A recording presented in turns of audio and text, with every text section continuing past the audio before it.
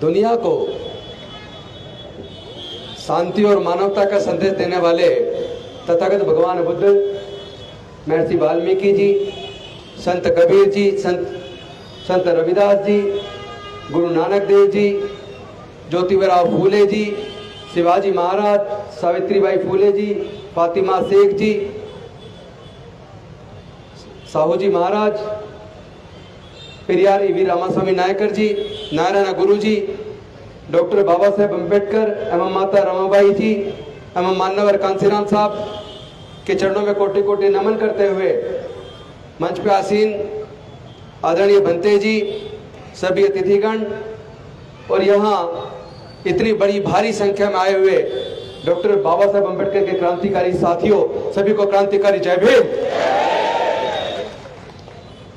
आज बेहद खुशी है कि आप इतनी भारी संख्या में आए, लेकिन मैं आपसे एक निवेदन करना चाहता हूं और रिक्वेस्ट करना चाहता हूं, मेरी इस रिक्वेस्ट को मान लेना। आप लोगों ने यह स्वागत करने के लिए हजारों रुपए के फूल और गुलदस्ते खरीदे हैं। मेरे समाज को इस पैसे की बहुत जरूरत पड़ने वाली है। लड़ाई अभी लंबी है। कृपया आप किसी भी प्रकार के शॉल, पगड़ी और ये गुलदस्तों में पैसा खराब ना करें। मैं इधर उधर की बात नहीं करूंगा, मैं सीधे मछली की आंख पर तीर मारूंगा, दाएं बाएं नहीं। क्योंकि ये लड़ाई किसी धर्म की वजह से नहीं है, ये लड़ाई विचारधारा के बीच है। एक विचारधारा है मानवतावादी मूल्यों की, जिसमें सबके लिए समता, स्वतंत्रता, बंधुता, न्याय, प्रज्ञा, करुणा, शील, मैत्री। जहां ज्ञान की बात है वो भी प्रज्ञा पर आधारित ज्ञान की बात है। तो एक तो समतावादी विचारधारा है, न्यायवादी विचारधारा है, जिसको हम अंबेडकरवाद कहते हैं। और दूसरी विचारधारा विषमता पर आधारित, अन्याय पर आधारित है, जिसको हम मनुवाद कहते हैं। तो ये लड़ाई अंबेडकरवाद और मनुवाद के बीच में है। ये लड़ाई किसी को नीचा दिखाने की नहीं है। हम सबकी आस्थाओं की कदर करते हैं, क्योंकि डॉक्टर बाबा साहेब अम्बेडकर के बनाया संविधान सबको अपने धार्मिक आस्था की आजादी देता है और हम सबकी आस्थाओं की कदर करते हैं, इज्जत करते हैं। लेकिन ये नहीं चलेगा कि आप चाहें सबके सब आपके इशारे पर चले, जो आप कहें हम वही करें, ये नहीं चलेगा। मैं पूछना चाहता हूं इन लोगों से, अगर हम हिंदू हैं तो हजारों साल तक देश के 80% से ज्यादा लोगों को पढ़ने लिखने पर धार्मिक बंदिश लगाकर क्यों रखी?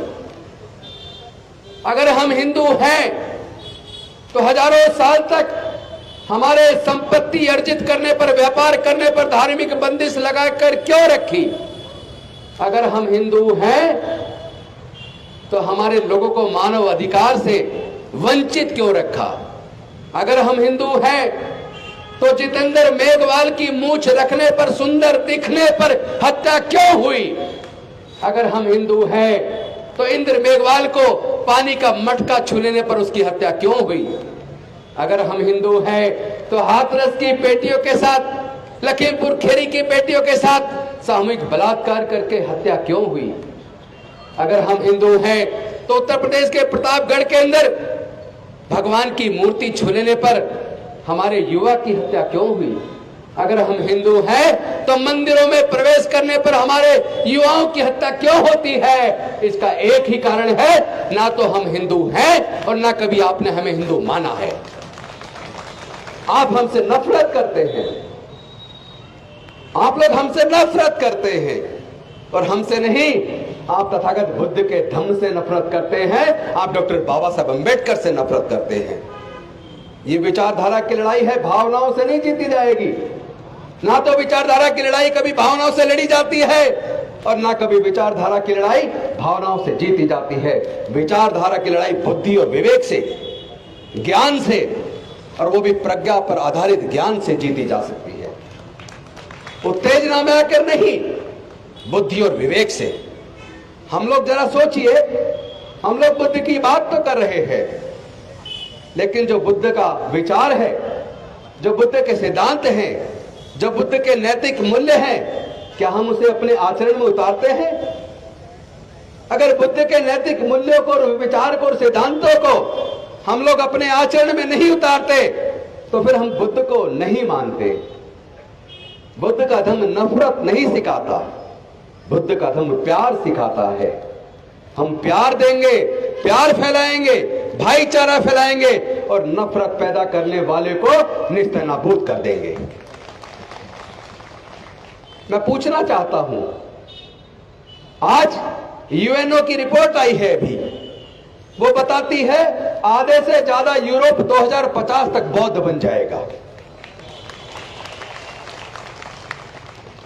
एक और रिपोर्ट आई है, अमेरिका और ऑस्ट्रेलिया के अंदर सबसे ज्यादा क्रिश्चियन हैं, लेकिन जितनी तेजी से वहां लोग बौद्ध बन रहे हैं, 10 से 15 सालों के अंदर अमेरिका और ऑस्ट्रेलिया के अंदर बौद्धों की संख्या ज्यादा हो जाएगी।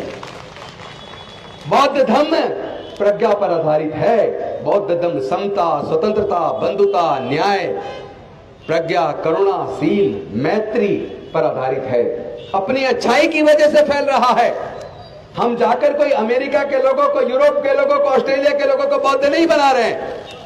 वहां के लोग बुद्ध की जो नैतिक मूल्य है, बुद्ध के जो ज्ञानवर्धक शिक्षाएं हैं, जो सबको मानव मानव को एक समान मानती हैं, क्योंकि बुद्ध का धर्म और धर्म के अंदर जमीन आसमान का फर्क है। हमें अंतर समझना होगा। धर्म में और धम्म में बहुत बड़ा अंतर है, लेकिन हमारे लोग इस अंतर को ना तो करते हैं ना समझते हैं। धर्म चलता है धर्मशास्त्र से, जो धर्मशास्त्र में लिख दिया उसको ही मानना होगा, उससे ना आगे ना उससे पीछे। उसमें बुद्धि का इस्तेमाल करने के लिए कोई स्थान नहीं है। इस्लाम चलता है कुरान से, ईसाई धर्म चलता है बाइबल से, हिंदू धर्म चलता है गीता से, सिख धर्म चलता है गुरु ग्रंथ साहिब से, लेकिन तथागत बुद्ध का धर्म वो प्रज्ञा से चलता है। वो समता पर आधारित है, वो मानवता पर आधारित है, वो मैत्री पर आधारित है, वो करुणा पर आधारित है। वो ऐसे ज्ञान से चलता है, वो ज्ञान जो प्रज्ञा पर आधारित हो। उसके अंदर अंधविश्वास के लिए, पाखंडवाद के लिए कोई जगह नहीं है। उसके अंदर नफरत के लिए कोई जगह नहीं है। तो हम लोगों को यह देखना है वो कौन लोग हैं जिन लोगों ने वर्ण व्यवस्था बनाई, वो कौन लोग हैं जिन्होंने जातियां बनाई। क्योंकि अमेरिका में जातियां नहीं है, इंग्लैंड में जातियां नहीं है, इटली में जातियां नहीं है, स्पेन में जाति नहीं है, फ्रांस में जाति नहीं है, जर्मनी में जाति नहीं है, रसिया में जाति नहीं है, जापान में जाति नहीं है, चाइना में जाति नहीं है, न्यूजीलैंड में जाति नहीं है, ऑस्ट्रेलिया में जाति नहीं है। जब पूरे दुनिया के अंदर जाति नहीं है तो केवल भारत के अंदर जाति क्यों? और ये जाति किसने बनाई? जातियों के बनने से किसको फायदा हुआ और जातियों के बनने से किसको नुकसान हुआ? देश में केवल देश के सारे संसाधनों पर कब्जा केवल 10% लोगों का है। 90% लोग संसाधन से विहीन हैं, 90% लोग गरीब और लाचार हैं, 90% लोग नागरिक जीवन जीने के लिए मजबूर हैं, नरक की जिंदगी जी रहे हैं। 90% लोगों से एजुकेशन को महंगा करके एक साजिश के तहत दोबारा से छीन लिया गया है। जो हमारे विकास के रास्ते जो डॉक्टर बाबा साहब अम्बेडकर ने बनाए थे, वो हमारे एजुकेशन के रास्ते खोलकर, हमारे रिप्रेजेंटेशन दिलाकर, शिक्षण संस्थानों में रिजर्वेशन देकर, सरकारी नौकरियों में रिजर्वेशन देकर दिए थे, वो रास्ते आज की इन सरकारों ने एक साजिश के तहत बंद कर दिए हैं। एक तरफ उन्होंने पिछले 15 से 20 सालों में 1.5 लाख से ज्यादा सरकारी स्कूल बंद कर दिए, धीरे धीरे सरकारी शिक्षा के स्तर को बर्बाद कर दिया। ऐसा कर दिया कि सरकारी स्कूलों से पढ़ने वाले बच्चे केवल मजदूर बन सकते हैं, वो अफसर नहीं बन पाएंगे। तो ये हुआ क्यों? और दूसरी तरफ देश के जितने नेचुरल रिसोर्सेज हैं वो सारे कुछ बड़े पूंजीपतियों के हाथ भेज दिए। देश के जितने सार्वजनिक उपक्रम हैं, जिसमें Indian railways, air India, airports, bank, insurance कंपनियां, पेट्रोलियम कंपनियां, गैस कंपनियां, बाल्को, नाल्को, आईटीडीसी के होटल, ये सारे के सारे बड़े बड़े पूंजीपतियों को बेचकर देश को कंगाल कर दिया है। कौन लोग हैं जो देश को बेच रहे हैं, इसको पहचानना होगा। अगर आपने आज नहीं पहचाना, याद रखना देश फिर से गुलाम होगा और आपके आने वाले बच्चे गुलाम होंगे। मैं पूछना चाहता हूं, क्या आप अपने बच्चों को गुलाम देखना चाहते हो? अगर नहीं देखना चाहते तो आपको न्याय के लिए लड़ना होगा, आपको समता के लिए लड़ना होगा, आपको मानवता के लिए लड़ना होगा। आपको तथागत बुद्ध का धम्म ही बचा सकता है। इस भारत को, केवल भारत को नहीं, जिस तरह जहां जहां कट्टरपन बढ़ा है वो देश तबाह और बर्बाद हो गए हैं। अगर इस दुनिया को कोई बचा सकता है और भारत को भी कोई अगर बचा सकता है तो केवल तथागत बुद्ध का धम्म और उसके नैतिक मूल्य बचा सकते हैं, वरना कोई और दुनिया में बचाने वाला पैदा नहीं हुआ। क्योंकि ये लड़ाई विचार की है, विचार से लड़ी जाएगी, विचार से लड़ी जाएगी, कोई दूसरा तरीका नहीं है। दुनिया को 550 साल पहले सिख धर्म मिला, दुनिया को 1400 साल पहले इस्लाम धर्म मिला, दुनिया को लगभग 2000 साल पहले ईसाई धर्म मिला, दुनिया को लगभग 2550 साल पहले बौद्ध धर्म मिला, दुनिया को लगभग 2600 साल पहले जैन धर्म मिला, दुनिया को लगभग 3500 साल पहले सनातन धर्म मिला। उससे पहले याद कीजिए, दुनिया की 3 सबसे पुरानी सभ्यताएं थी। एक सभ्यता थी इराक की, जो दजला और फ्रात नदियों के बीच बसती थी, जिसको बोलते थे मेसोपोटामिया की सभ्यता। दूसरी सभ्यता इजिप्ट की थी और तीसरी दुनिया की सबसे पुरानी सभ्यता भारत की सिंधु घाटी की सभ्यता मोहनजोदाड़ो और हड़प्पा संस्कृति थी। और जब हड़प्पा संस्कृति थी, जब सिंधु घाटी की सभ्यता थी, तब दुनिया के अंदर कोई धर्म नहीं था। धर्म भी इंसान ने बनाया है और जाति चालाक इंसानों ने बनाई है। जाति की वजह से हजारों साल तक हम लोगों ने उत्पीड़न झेला है। अब इस लड़ाई को लड़ना होगा, अपने बच्चों के भविष्य के लिए हमें इस लड़ाई को लड़ना होगा। अब हम अपने बच्चों को दोबारा गुलाम बनते हुए नहीं देख सकते। कौन लोग हैं जिन्होंने जाति बनाकर, धर्मशास्त्रों में लिखकर हजारों साल तक हमें मानवता के दर्जे से वंचित रखा, इसको पहचानना होगा। जिनको इन 22 प्रतिज्ञाओं से दर्द हो रहा है, ये वही लोग हैं जिन्होंने जातियां बनाई, ये वही लोग हैं जिन्होंने वर्ण व्यवस्था बनाई, ये वही लोग हैं जिन्होंने हजारों साल तक हमें जानवर से भी बदतर जिंदगी जीने के लिए मजबूर किया। मैं पूछना चाहता हूं, ये तो देश के प्राकृतिक संसाधन है, जल, जंगल, जमीन या खेत की भूमि है, तमाम तरह की खनिज पदार्थ की खाने हैं, ये तो सब प्राकृतिक है। कोई अपनी मां के पेट से लेकर पैदा हुआ है क्या? मां के पेट से लेकर तो पैदा नहीं हुआ ना। फिर कुछ ही लोग इन सारे संसाधनों के मालिक क्यों हैं? भारत के मूल निवासियों का हिस्सा कहां है? सही कह रहा हूं या गलत कह रहा हूं? तो भाई हमारा हिस्सा कहां है? कौन पूछेगा? अब तो न्यायालयों से भी न्याय नजर नहीं आता, उनके निर्णय में न्याय नहीं दिखता। लोग बड़े हताश और उदास हैं। देश को बचाने की जिम्मेदारी आपके और हमारे सबके कंधों पर है। ये लोग देश को तोड़ना चाहते हैं। इनके नेताओं के भाषण देखिए, इनके सांसदों के और मंत्रियों के भाषण देखिए, नफरत पैदा कर रहे हैं, चारों तरफ नफरत ही नफरत। और उसके ऊपर कोर्ट चुपचाप बैठे हैं। क्या कोर्ट के पास भारत के संविधान ने ऐसी पावर नहीं दी कि जो लोग देश के अंदर नफरत का वातावरण पैदा कर रहे हैं, जो इंसान इंसान में भेद पैदा कर रहे हैं, जो जाति और धर्म के नाम पर लोगों की हत्याएं करते हैं, ऐसे लोगों को क्या कोर्ट रोक नहीं सकती? क्योंकि सरकार तो नहीं रोक पा रही, कम से कम कोर्ट तो रोके। मैं पूछना चाहता हूं, देश की जांच एजेंसियों को पावर कौन देता है? देश की सरकारों को पावर कौन देता है? देश के न्यायालयों को पावर कौन देता है? देश के ब्यूरोक्रेट्स को पावर कौन देता है? इन सबको पावर डॉक्टर बाबा साहेब अम्बेडकर का बनाया संविधान देता है। लेकिन ये बीजेपी के गुलाम बन गए लोग। क्या देश की जांच एजेंसियां, देश की पुलिस, क्या वो बीजेपी के कार्यकर्ता हैं जो बीजेपी के इशारे पे काम करते हैं? जब आपको पावर संविधान देता है तो आपको संविधान के हिसाब से काम करना होगा। अगर आप नहीं करेंगे तो भारत जाग रहा है। भारत को, भारत के मूल निवासी बचाएंगे। तुम भारत को जलाने का काम करो, हम भारत को बचाने का काम करेंगे। तुम भारत को तोड़ने का काम करो, हम भारत को जोड़ने का काम करेंगे। लेकिन इस काम में अगर कोई बाधा है तो हमारे बहुजन समाज के लोग स्वयं हैं।